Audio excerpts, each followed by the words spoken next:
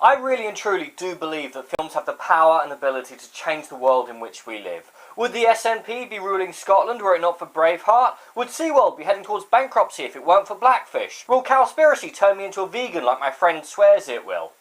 Probably not. A well-made film can stimulate an imagination, inspire someone to change their lives and those of others around them, and in the right circumstances, it can inspire a revolution. Books can do the same too, but a single book can only influence one person at one time. A film? That can reach 10, 20, 100 people at the same instant. But when I talk about films that change the world, I bet you're thinking of an inconvenient truth. Super Size Me, JFK, or even Philadelphia. I guarantee you weren't thinking of Back to the Future, Rambo, Pretty Woman, or any other number of films that came out during the 1980s. But they may have helped to set the groundwork for the fall of communism itself.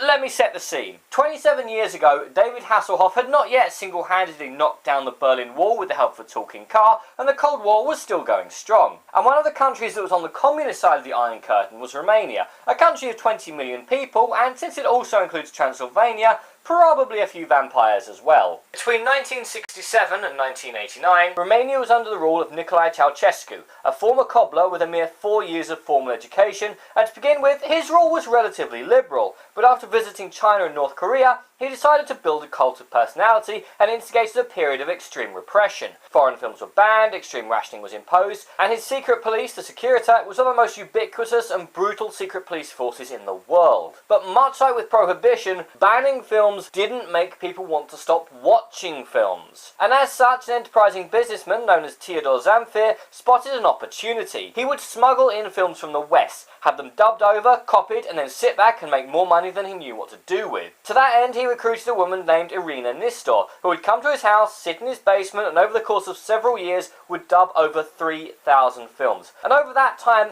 Zamfir would not just find his tapes watched by the general public, but by members of the secret police, the army, the justice system, and even by Ceausescu's own son. And by watching these films, the people of Romania could see a world that they weren't supposed to know about. They had no news of the outside world other than heavily edited propaganda on the radio and televisions that only worked for 2 hours a night. But through these tapes, mostly dubbed by a single woman, Romanians could see the world, the fashions of the West, passion, action, stores full of food, people driving sports cars, and they began to demand change. And this documentary, produced by Brett Ratner of all people, shines a light on this story. It uses recreations and interviews of people that lived in Romania at the time to tell an amazing, engrossing, thrilling and funny story. It shows that films have the power to inspire us all, that we should never underestimate the power of stories, even those told on low-quality VHS tapes that were smuggled across the borders. The film features interviews from people that lived during those times and generate a lot more laughs and heartfelt moments than you'd think, as well as dramatic recreations of events that give you a glimpse into a world so bleak